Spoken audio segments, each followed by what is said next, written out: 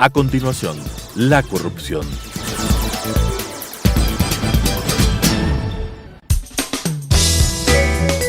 Clasificación B, bajo supervisión de un adulto. Son de exclusiva responsabilidad de sus autores y de quienes intervienen en ellos.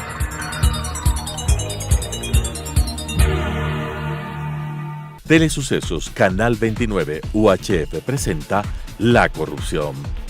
La corrupción es una asociación para delinquir entre corruptor y corruptos. ¿Podemos seguir siendo complacientes frente a este flagelo? Con la conducción de Freddy Bravo. La corrupción. Qué gusto saludarlos, bienvenidos. Tenemos 3 temas que vamos a tratar el día de hoy.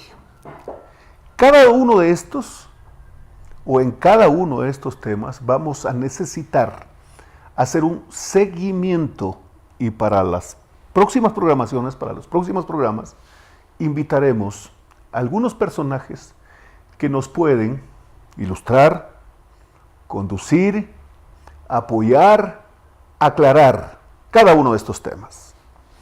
Hace pocos días la prensa nacional daba cuenta de un tema que debió habernos escandalizado.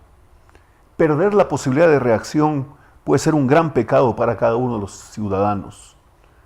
Nosotros, cuando hablo de escandalizarnos, no estoy hablando en la dimensión exacta de escándalo por escándalo.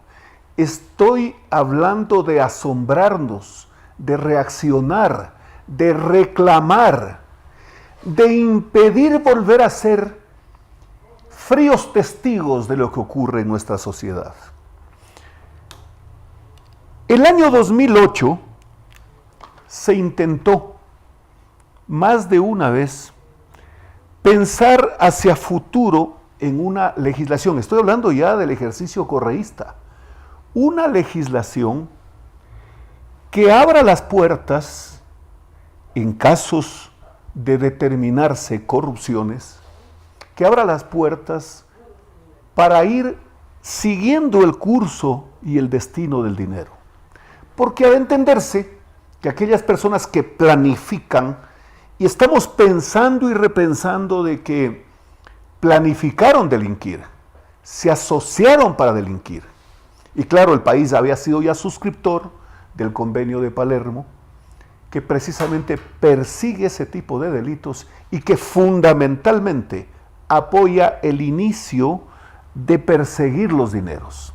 El presidente de la República en más de una oportunidad nos ha dicho: vamos a contratar organismos, instituciones, vamos a contratar apoyos internacionales con especializados en estos temas, con gente que esté especializada en este tema. Ha de suponerse pues que hoy en día, con la tecnología, con el internet, con todos estos mecanismos contemporáneos, se puede seguir el destino del dinero en cuentas, a través de terceros, a través de testaferros, etc. Alguien dirá: ¿y si no usaron el sistema financiero? Bueno, se puede seguir también el destino del dinero e ir a parar en las caletas, pues. Porque si un avión privado, más allá de que se dijo que algunos de los aviones oficiales hacía vuelos raros, pero si un avión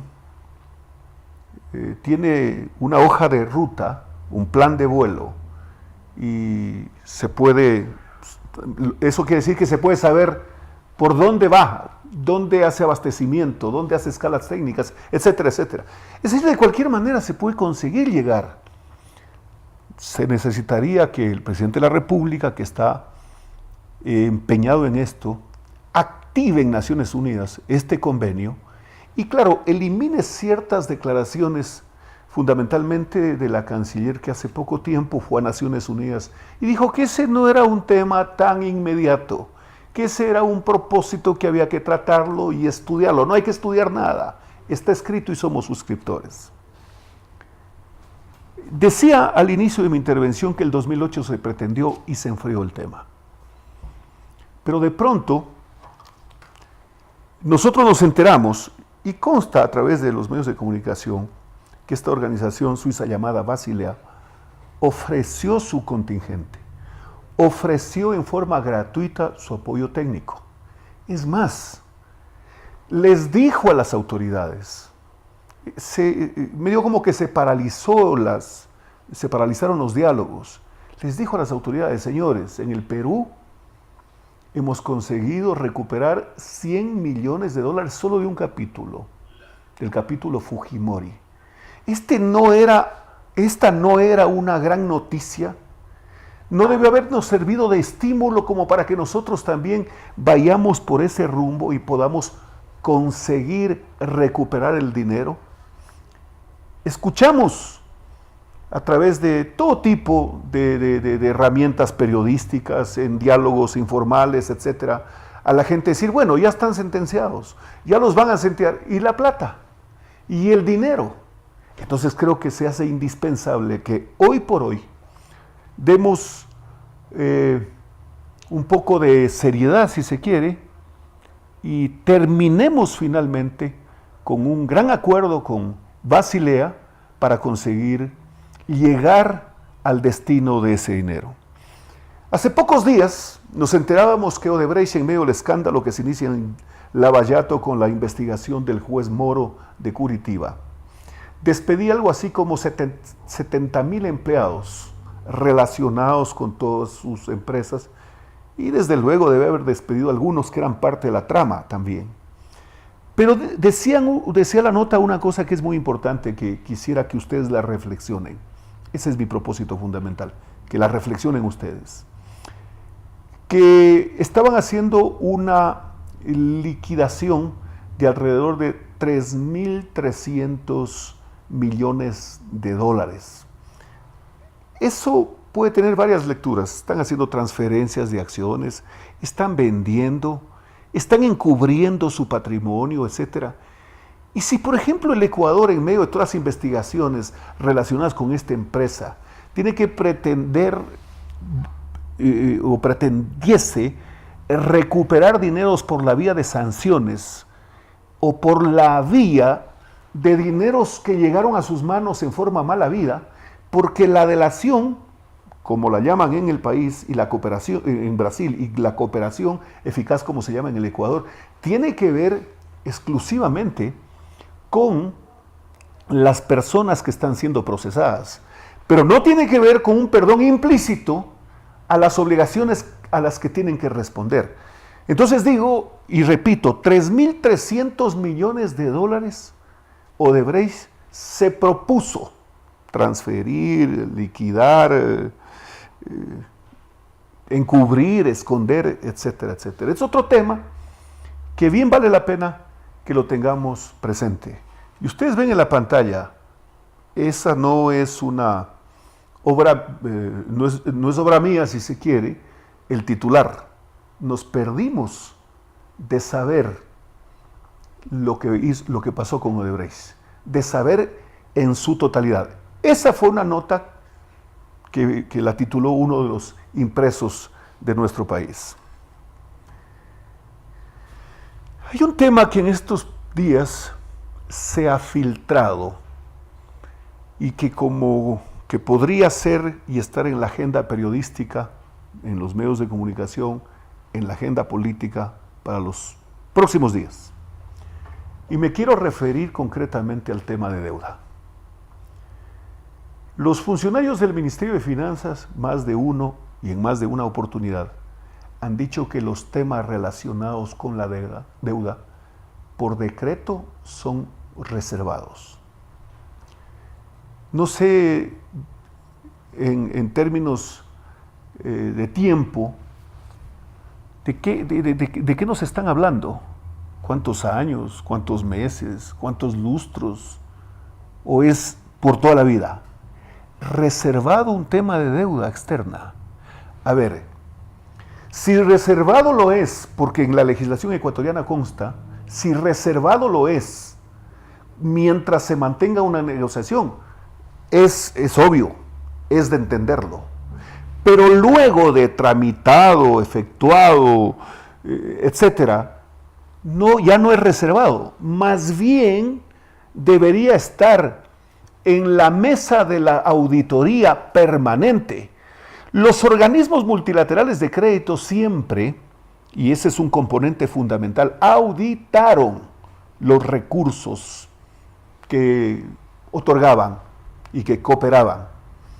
No es posible entonces pensar que una reserva puede ser de por vida.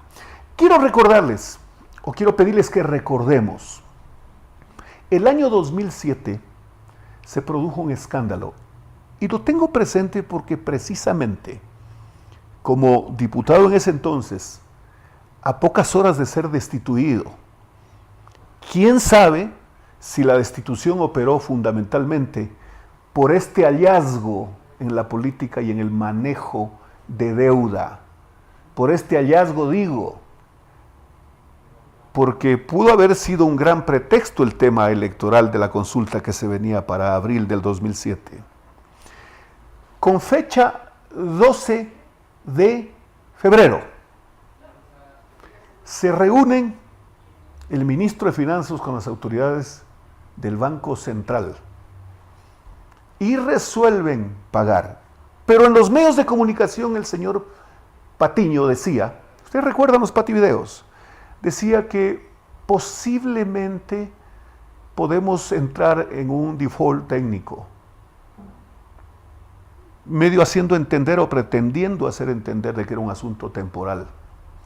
Hablaba de que los plazos del pago de los bonos 2030, que era algo así como 135 millones, podrían esperar hasta marzo. Sin embargo de aquello, y yo recuerdo que su subsecretario incluso, y tengo aquí una nota, decía, el pasado 12 de febrero, estoy hablando de febrero del 2007, el viceministro de Finanzas, Fausto Ortiz, anunció que el gobierno no pagará 135 millones por concepto de los intereses de los bonos globales 2030. 2 días después, el ministerio ordenó la transferencia de dinero. A ver, decían que no pagarán. Mucha atención con esto que puede, vuelvo y repito, ser parte de la agenda política, económica, de auditorías, etcétera. No pagarán. No, el 12 de febrero resolvieron pagar. Pero ocurre que el discurso continuaba, que no, que en marzo, que en mayo, que puede no pagarse. Eso pudo, y no sé si eso prescribe, porque no se refiere a la legislación nuestra, eso pudo haberse convertido en un delito federal. ¿Por qué? Porque había evidentemente una pretensión de manipular, ya que los dineros con los que pagaron tienen que ver, y consta del acta que la tengo en mi poder, los dineros con los que pagaron los intereses fueron precisamente de un ingreso de recursos o un desembolso de la Corporación Andina de Fomento para varios proyectos de vialidad que se encontraban en el país en ejecución. Y lo recuerdo tanto porque uno de esos proyectos era la construcción de la carretera Gonzanamá-Quilanga en el cantón, en la provincia de Loja. De suerte que todo eso, en mi condición de representante de la provincia de Loja, me tenía a mí involucrado en el tema al extremo que me presenté en un canal de televisión en esos días. Me presenté el 14 de febrero. Es decir, ellos seguían que no vamos a pagar, pero habían resuelto pagar. Miren ustedes que el propio subsecretario decía que no iban a pagar. El ministro Patiño lo dijo desde que salieron electos varias veces, lo que quiere decir que el costo de los bonos era a la baja. Y de pronto vienen los aseguradores. Recuerden, señoras y señores, los venezolanos que eran de la empresa que aseguraba a los tenedores de los bonos. Si dice que no va a pagar el funcionario, los bonos venían en picada. En picada. Quiero dejarles esto para la reflexión, porque eso no puede quedarse así. Y además, el decreto de la reserva de la deuda puede bien estar inspirado o puede bien haber sido inspirado en función de que esto no se conozca. Pero aquí sí vamos a hablar de que no hay plazo que no se cumpla, ni deuda que no se pague. ¿Por qué? Porque cuando pagaron los intereses, ¿quiénes sabían? Los tenedores de papeles. Pero antes de pagar, ¿cayeron o no cayeron los bonos? Claro, por supuesto, a 10 centavos de dólar. Y cuando pagaron, subieron al 37%. Pero hay un capítulo que debemos recordarlo, señoras y señores, y que lo debemos reflexionar. Recordamos al señor Olmos en Ciespal, con el fiscal Pesantes, el señor Correa y todo el escenario, con la tramoya, con música del Che Guevara, etcétera, etcétera, etcétera. Los recordamos cuando vino el argentino de mala reputación en el mundo porque nunca más nadie sabe de él. Ni todavía hemos logrado saber cuánto le pagaron para que venga. Porque difícil es pues que en épocas de bonanza, de vacas gordas, de despilfarro, alguien venga gratis. Pues no. Así como Maradona no va gratis a Venezuela, por aquí tampoco venían gratis estos personajes. ¿Recuerdan ustedes que declararon el default? Pero ¿recuerdan lo que vino después? El Ecuador recompró la deuda. Solo les dejo planteado este tema hasta ahí, porque en las próximas horas vamos a pedir la colaboración de expertos en el tema, para poner los puntos en las íes, en las jotas, y para poner los números exactos de lo que al país no le pudo haber costado. Le costó, porque todo eso debe estar en los archivos y además pues los números de los negocios en el mercado son obvios, pues son cosas que no se pueden, no pueden desaparecer. Solo los invito a que reflexionemos que el fiscal de entonces, el señor Pesantes, llamó a Sixto Durán Ballén, al expresidente de la República, Sixto Durán Ballén, al expresidente Hurtado, al expresidente Borja, al expresidente Alarcón, al expresidente Gustavo Noboa, al expresidente Lucio Gutiérrez, no recuerdo si lo llamó el señor Palacio, que fue el ministro, que fue el presidente, que provocó la aparición en escena del señor Correa como su ministro de Finanzas y del señor Patiño como subsecretario de Finanzas del señor Correa. Este es un tema, vuelvo y repito, que nos va no a entretener, nos va a obligar a pensar y repensarlo y por supuesto a reaccionar. Las autoridades de control, no tengo duda, dígase particularmente el Contralor General del Estado, de que sobre este tema nos tendrán muy pronto una respuesta. Y claro, ahí no hay el decreto, como en el caso del señor Glass, que permanentemente nos dice el señor Alexis Mera, que el señor Glass se encargó de la negociación para el retorno de Odebrecht por decreto. Ahí no habrá el decreto encargando al señor Glass los sectores estratégicos, lo que ya hemos dicho en otros programas, lo que pudo haber sido incluso una especie de anillo de seguridad, como para no llegar a donde todos, no es que aspiramos, creemos que se debe llegar. Hasta ahí este tema. He tomado nota de un asunto que nace de un Twitter en la cuenta del presidente del Colegio de Abogados de Pichincha, me voy a referir a Ramiro García.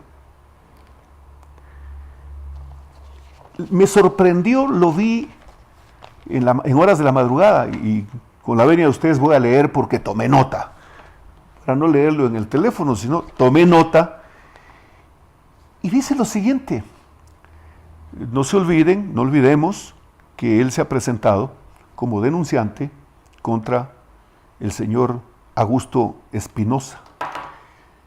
Yo quisiera reflexionar antes de dar lectura. ¿No será que algunos personajes los llevaron a la asamblea, los matricularon en la asamblea, con el propósito de medio establecer un escenario de impunidad? Porque de la inmunidad a la impunidad en ciertos personajes hay un paso, pues. En personajes que ejercieron una representación con inmunidad, respetuosos y responsables, no ocurría, o al menos no nos hemos enterado. Así que el señor Espinosa, sin ninguna característica solo es cuestión de verlo, sin ninguna característica de pronto, asambleísta, candidato, el señor Albornoz casi en igualdad de condiciones, candidato. El señor Albornoz creo que se ha pasado su vida en el tema de las turbinas, y en esa parte no tengo nada, lo digo solo por ejemplarizar el tema. ¿Será que pensaron que había que llegar a una instancia como estas, no para defender lo logrado, para defenderse, pues?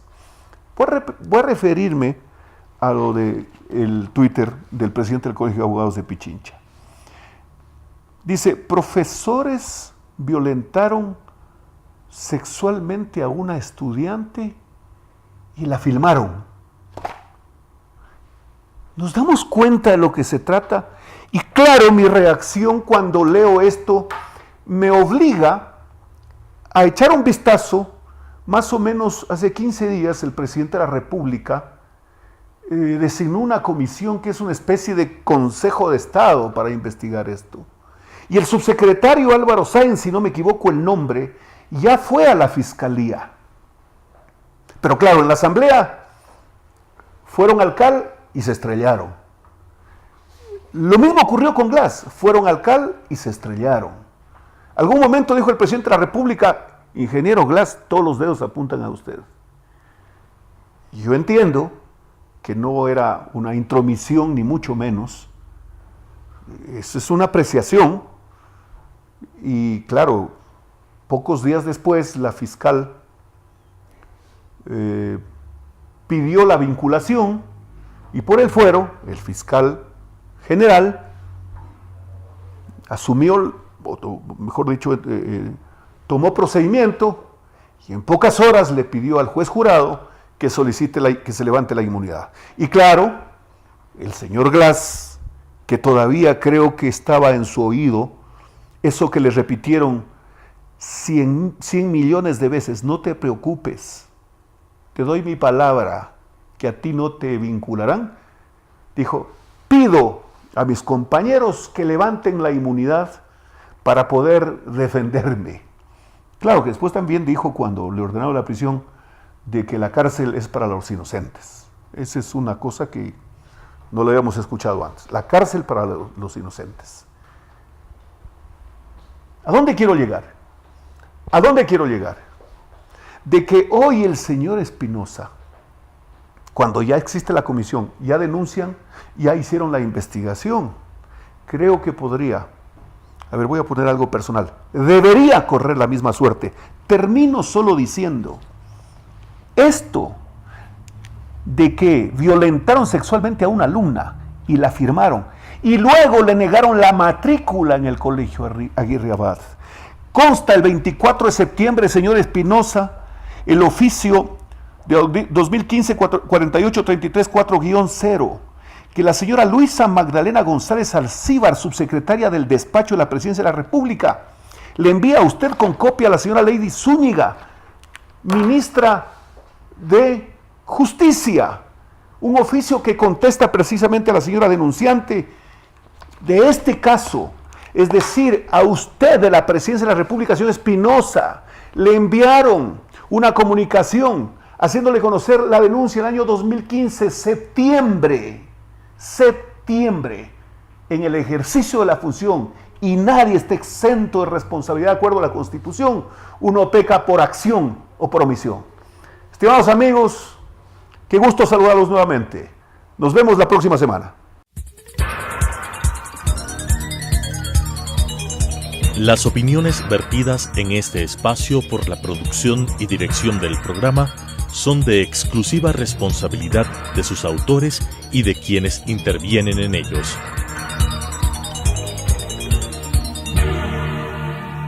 Telesucesos Canal 29 UHF presentó La Corrupción. La corrupción es una asociación para delinquir entre corruptor y corruptos. ¿Podemos seguir siendo complacientes frente a este flagelo? Con la conducción de Freddy Bravo. La Corrupción.